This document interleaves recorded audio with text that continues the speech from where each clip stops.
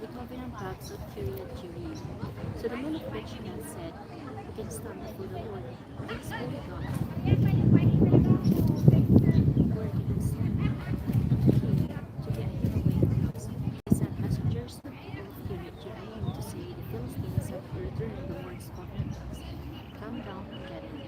So the people of Kiriath Jearim got the Lord's covenant paths and took it to the house of a man named Abinadab, to live on a hill. They consecrated his son in his arm to be in charge of it. Samuel rules Israel.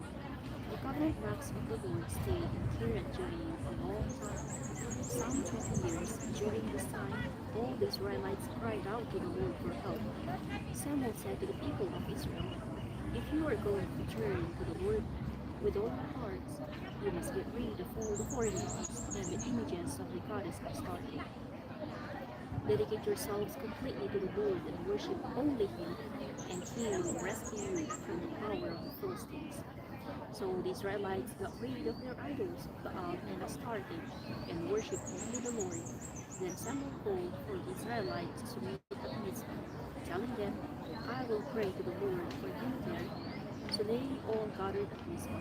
They drew some water and poured it out as an offering to the Lord and fasted the whole day. They said, "We have sinned against the Lord." It was at Mizpah where Samuel settled disputes among the Israelites.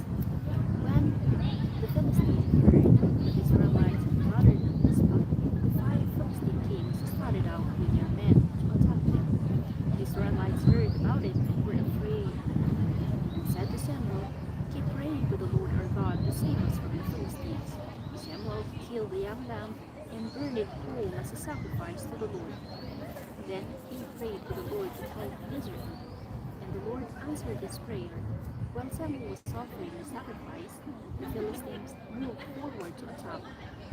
But just then the Lord thundered from heaven against them. They became completely confused and fled in panic. The Israelites marched out from Mizpah and pursued the Philistines almost as far as Bethshan, killing them along the way. Then Samuel took a stone, set it up between Mizpah and Shen, and said, "The Lord has helped us all the way." And he named it Stone of Help. So the Philistines were defeated, and the Lord prevented them from invading Israel's territory as long as Samuel lived. All the cities which the Philistines had captured between Ekron and Gath were returned to Israel. And so Israel got back all its territory, and there was peace both between the Israelites and the Canaanites. Samuel ruled Israel as long as he lived. Every year he would go around to Bethel, Gilgal, and Mizpah, and in these places he would settle disputes. Then he would go back to his home in Ramah, where he would serve as judge. In Ramah, he built an altar to the Lord. The people asked for a king. When Samuel grew old, he made his sons judges in Israel. The older son was named Joel, and the younger one Abijah. They were judges in Beersheba, but they did not follow their father's example. They were interested only in making money, so they accepted bribes and did not decide cases honestly. Then all the leaders of Israel met together, went to Samuel in Ramah, and said to him, "Look, you are getting old, and your sons don't follow your example. So then appoint a king to rule over us, so that we will have a king, as other countries have." Samuel was displeased with their request for a king. So he prayed to the Lord, and the Lord said, "Listen to everything the people say to you. You are not the one they have rejected. I am the one they have rejected as their king. Ever since I brought them out of Egypt, they have turned away from me and worshipped other gods. And now they are doing to you what they have always done to me. So then listen to them, but give them strict warnings and explain how their kings will treat them." Samuel told the people who were asking him for a king everything that the Lord had said to him. "This is how your king will treat you," Samuel explained. "He will make soldiers of your sons. Some of them will serve in his war chariots, others in his cavalry, and others will run before his chariots. He will make some of them officers in charge of 1,000 men, and others in charge of 50 men. Your sons will have to plow his fields, harvest his crops, and make his weapons and the equipment for his chariots. Your daughters will have to make perfumes for him and work as his cooks and his bakers. He will take your best fields, vineyards, and olive groves and give them to his officials. He will take a tenth of your grain and of your grapes for his court of officers and other officials. He will take your servants and your best cattle and donkeys and make them work for him. He will take a tenth of your flocks, and you yourselves will become his slaves. When that time comes, you will complain bitterly because of your king, whom you yourselves chose. But the Lord will not listen to your complaint." The people paid no attention to Samuel, but said, "No, we want a king so that we will be like other nations with our own king to rule us and to lead us out to war and to fight our battles." Samuel listened to everything they said and then went and told it to the Lord. The Lord answered, "Do what they want and give them a king." Then Samuel told all the men of Israel to go back home.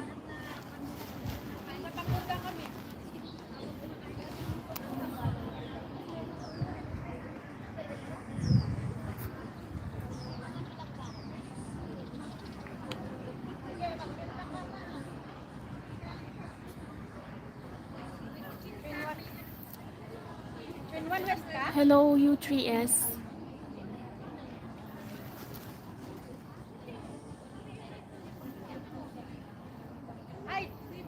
Saul met Samuel.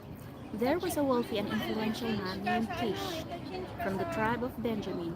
He was the son of Abiel and grandson of Zeror, and belonged to the family of Bechorath. A part of the clan of Athia, he had a son named Saul, a handsome man in the prime of life. Saul was a foot taller than anyone else in Israel and more handsome as well. Some donkeys belonging to Kish had wandered off, so he said to Saul, "Take one of the servants with you and go to look for the donkeys." They went through the hill country of Ibrahim and the region of Shalisha, but did not find them. So they went on through the region of Shaalim, but the donkeys were not there. Then they went through the territory of Benjamin, but still did not find them. When they came into the region of Zuph, Saul said to his servant, "Let's go back home, or my father might stop thinking about the donkeys and start worrying about us." The servant answered, "Wait, in this town there is a holy man who is highly respected because everything he says comes true. Let's go to him, and maybe he can tell us where we can find the donkeys. If we go to him, What can we give him? Saul asked. There is no food left in our packs, and we don't have a thing to give him, do we? The servant answered, I have a small silver coin. I can give him that. And then he will tell us where we can find them. Saul replied, a good idea. Let's go. So they went to the town where the holy man lived. As they were going up the hill to the town, they met some young women who were coming out to draw water. They asked these women, is the seer in town? At that time, the prophet was called the seer, and so whenever someone wanted to ask God a question, he would say, let's go to the seer. Yes, he is. The young women answered, in fact, he is just ahead of you. If you hurry, you will catch up with him as soon as you go into the town. You will find him. He arrived in town today because the people are going to offer a sacrifice on the altar on the hill. The people are to, in, people who are invited won't start eating until he gets there, because he has to bless the sacrifice first. If you go now, you will find him before he goes up the hill to eat. So Saul and his servant went on to the town, and as they were going in, they saw Samuel coming out toward them on his way to the place of worship. Now, on the previous day, the Lord had told Samuel, tomorrow, about this time, I will send you a man from the tribe of Benjamin. Anoint him as ruler over my people Israel, and he will rescue them from the Philistines. I have seen the sufferings of my people and have heard their cries for help. When Samuel caught sight of Saul, the Lord said to him, this is the man I told you about. He will rule my people. Then Saul went over to Samuel, who was near the gate, and asked, tell me, where does the seer live? Samuel answered, I am the seer. Go on ahead of me to the place of worship. Both of you are to eat with me today. Tomorrow morning I will answer all your questions and send you on your way. As for the donkey that were lost 3 days ago, don't worry about them. They have already been found. But who is it that the people of Israel want so much? Is it you? You and your father's family. Saul answered, I belong to the tribe of Benjamin, the smallest tribe in Israel, and my family is the least important one in the tribe. Why then do you talk like this to me? Then Samuel led Saul and his servant into the large room and gave them a place at the head of the table where the guests, about 30 in all, were seated. Samuel said to the cook, bring the piece of meat I gave you, which I told you to set aside. So the cook brought the choice piece of the leg and placed it before Saul. Samuel said, look, here is the piece that was kept for you. Eat it. I save it for you to eat at a time with the people I invited. So Saul ate it with them that day. When they went down from the place of worship to the town, they fixed up a bed for Saul on the roof, and he slept there. Saul anoints Samuel anoints Saul as ruler. At dawn, Samuel called to Saul on the roof, get up, and I will send you on your way. Saul got up, and he and Samuel went out to the street together. When they arrived at the edge of town, Samuel said to Saul, tell the servant to go on ahead of us. The servant left, and Samuel continued, stay here a minute, and I will tell you what God has said. Then Samuel took a jar of olive oil and poured it on Saul's head, kissed him, and said, the Lord anoints you as ruler of his people Israel. You will rule his people and protect them from all their enemies. And this is the proof to you that the Lord has chosen you to be the ruler of your people. When you leave me today, you will meet two men near Rachel's stone at Zilzah in the territory of Benjamin. They will tell you that the donkeys you were looking for have been found, so that your father isn't worried anymore, but about you. And he keeps asking, what shall I do about my son? You will go on from there until you come to the sacred tree of Tabor, where you will meet there men on their way to offer a sacrifice to God at Bethel. One of them will be leading 3 young goats, another one will be carrying 3 loaves of bread, and the third one will have a leather bag full of wine. They will greet you and offer you 2 of the loaves, which you hard to accept. Then you will go to the hill of God of Gibeon.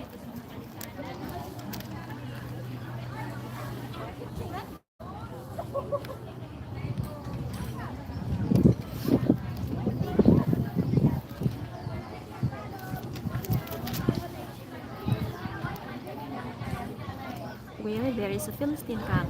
At the entrance to the town, you will meet a group of prophets coming down from the altar on the hill, playing harps, drums, flutes, and lyres.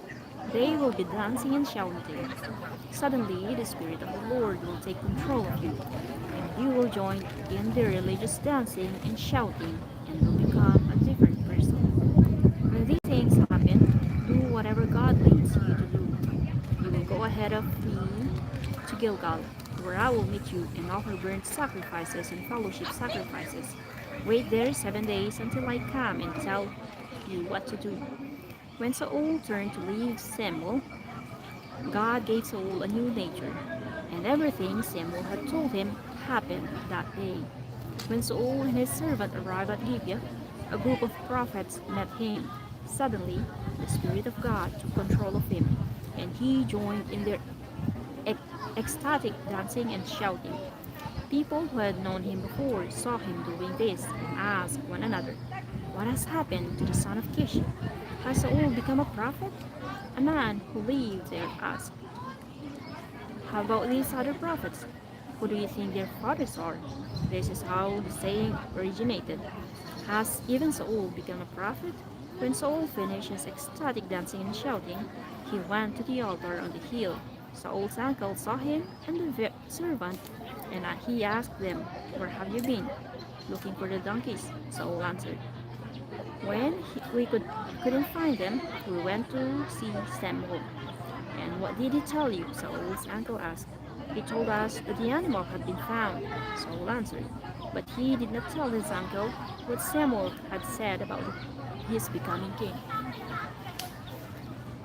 Saul is acclaimed as king. Samuel called the people together for a religious gathering at Mizpah and said to them, "The Lord, the God of Israel, says, I brought you out of Egypt and rescued you from the Egyptians and all the other peoples who were oppressing you. I am your God, the one who rescues you from all your troubles and difficulties. But today you have rejected me and have asked me to give you a king. Very well then, gather yourselves before the Lord by tribes and by clans." Then Samuel had each tribe come forward, and the Lord picked the tribes of Benjamin. Then Samuel had the families of the tribe of Benjamin come forward, and the family of Matri was picked out. Then the men of the family of Matri came forward, and Saul, son of Kish, was picked out. They looked for him, but when they could not find him, they asked the Lord, "Is there still someone else?" The Lord answered, "Saul is over there hiding behind the supplies." So they ran and brought Saul out to the people, and they could see that he was a foot taller than anyone else. Samuel said to the people, "Here is the man the Lord has chosen. There is no one else among us like him." All the people shouted, "Long live the king!" Samuel explained to the people the rights and duties of a king, and then wrote them in a book, which he deposited in a holy place. Then he sent everyone home. Saul also went back home to Gibeah. Some powerful men whose hearts God had touched went with him, but some worthless people said, "How can this fellow do us any good?" They despised Saul and did not bring him any gifts. Saul defeats the Ammonites. About a month later, King Nahash of Ammon led his army against the town of Jabez in the territory of Gilead and besieged it. The men of Jabez said to Nahash, "Make a treaty with us, and we will accept you as our ruler." Nahash answered, "I will make a treaty with you on one condition. I will put out everyone's right eye, and so bring disgrace on all Israel." The leaders of Jabez said, "Give us 7 days to send messengers throughout the land of Israel. If no one will help us, then we will surrender to you." The messengers arrived at Gibeah, where Saul lived, and when they told the news, the people started crying in despair. Saul was just then coming in from the field with his oxen, and he asked, "What's wrong? Why is everyone crying?" they told him what the messengers from Jabesh had reported. When Saul heard this, the Spirit of God took control of him, and he became furious. He took 2 oxen, cut them in pieces, and had messengers carry the pieces throughout the land of Israel with this warning: whoever doesn't follow Saul and Samuel into battle will have this God in his house. The people of Israel were afraid of what the Lord might do, and all of them, without exception, came out together. Saul gathered them at Bezek. There were 300,000 from Israel and 30,000 from Judah.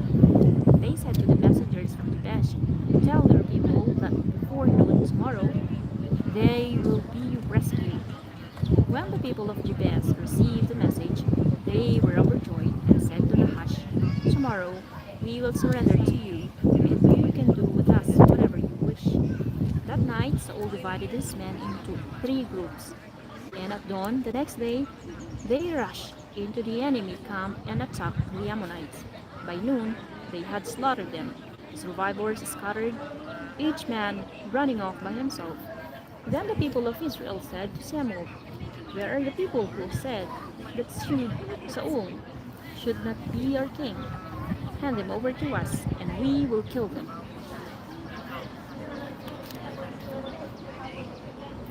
But Saul said, "No one will be put to death today, for this is the day the Lord rescued Israel." And Samuel said to them, "Let us all go to Gilgal and once more proclaim Saul as our king." So they all went to Gilgal, and there, at the holy place, they proclaimed Saul king. They offered fellowship sacrifices, and Saul and all the people of Israel celebrated the event.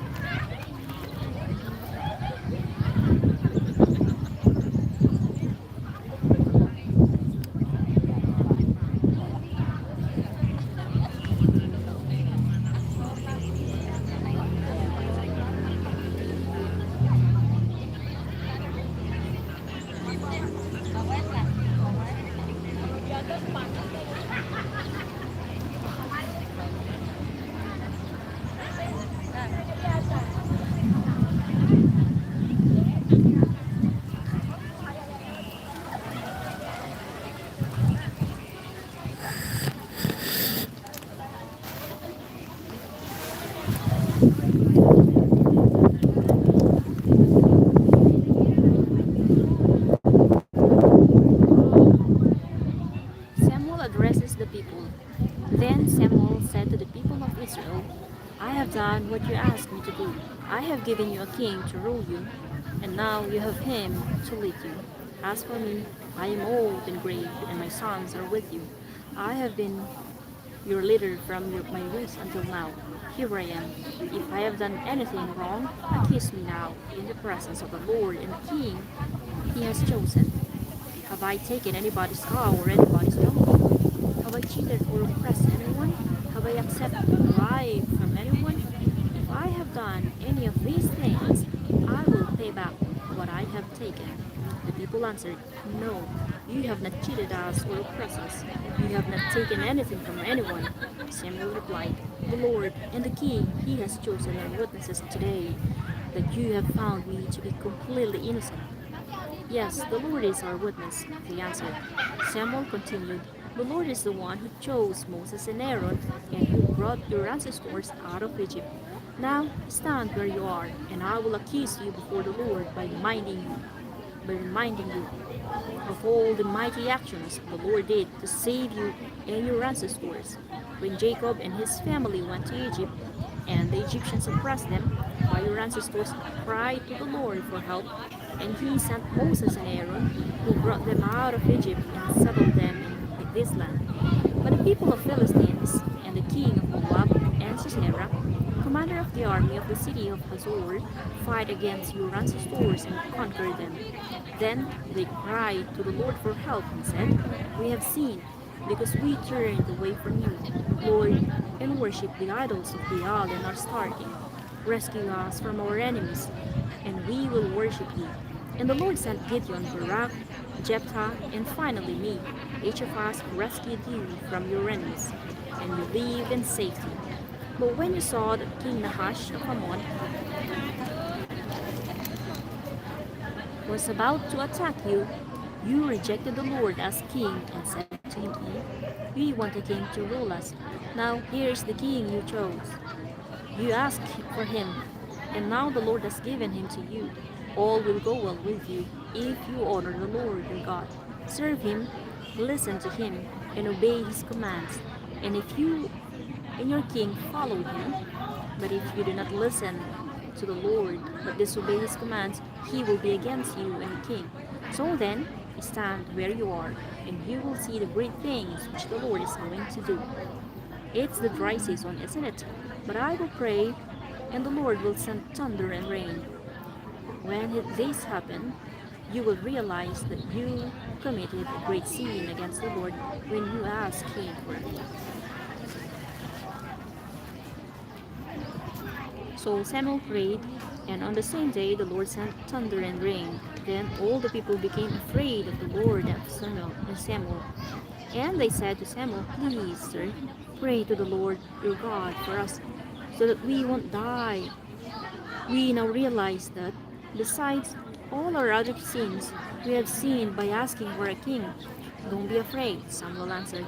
Even though you have done such an evil thing, do not turn away from the Lord, but serve him with all your heart. Don't go after false gods. They cannot help you or save you, for they are not real. The Lord has made a solemn promise, and he will not abandon you, for he has decided to make you his own people. As for me, the Lord forbid that I should sin against him by no longer praying for you. Instead, I will teach you what is good and right for you to do. Obey the Lord and serve him faithfully with all your heart. Remember the great things he has done for you. But if you continue to sin, you and your king will be destroyed. War against the Philistines. Saul picked 3,000 men, keeping 2,000 of them with him in Mishmash and in the hill country of Bethel, and sending 1,000 with his son Jonathan in Gibeah, in the territory to the tribe of Benjamin. The rest of the men Saul sent home. Jonathan killed the Philistine commanders in Gibeah, and all the Philistines heard about it.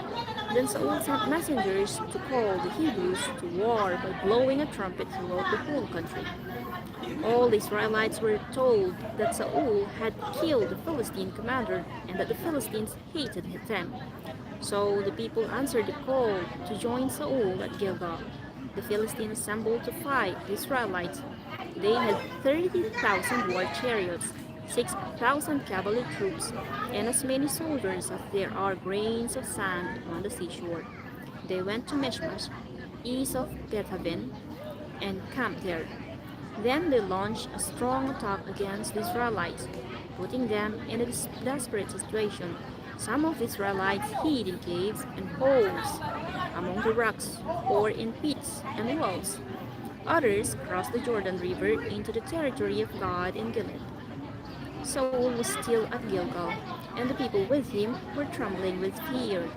He waited 7 days for Saul, as Samuel had instructed him to do, but Samuel still had not come to Gilgal. The people began to desert Saul. So he said to them, bring me the burnt sacrifices and the fellowship sacrifices. He offered the burnt sacrifice, and just as he was finishing, Samuel arrived. Saul went out to meet him and welcome him. But Samuel said, what have you done? Saul answered, the people were deserting me, and you had not come when you said you would.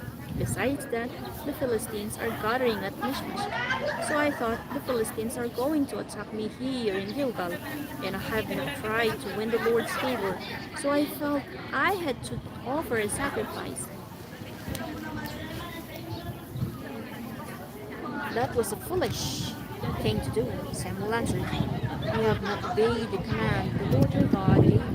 If you had obeyed, he would have let you and your descendants rule over Israel forever. But now, your rule will not continue, because you have disobeyed him. The Lord will find a king of man he wants and make him ruler of his people.